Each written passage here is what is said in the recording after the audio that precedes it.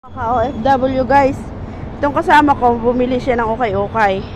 Pumasok ba naman sa loob ng ukay-ukayan, iniwan yung chinilas dyan. Ayun siya. Ang tawag daw dyan guys, respect. Bili na kayo guys. Ang ganda. Mura lang to Parang mag-opisina na sa sa loob ng bahay guys. Pasok tayo. Ay, ang gaganda ng palda, Diba? Sino may gusto dyan, bibilihan ko. Pili lang kayo guys, ano ang gusto nyo dito. Sabihin nyo lang, palda, halin ang gusto nyo dito. Bibilihin ko guys, para sa inyo. Ano ang gusto nyo dyan. Yung pula.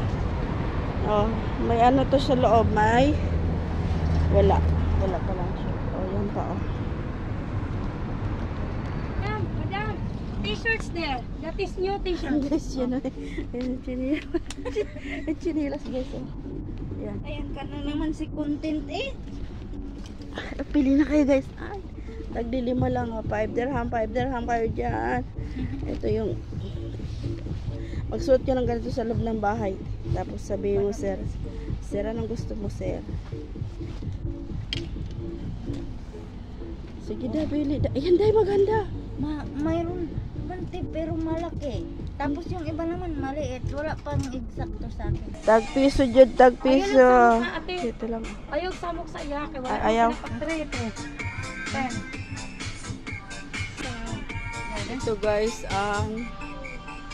Ito guys, ang ganda. Kunin ko yan.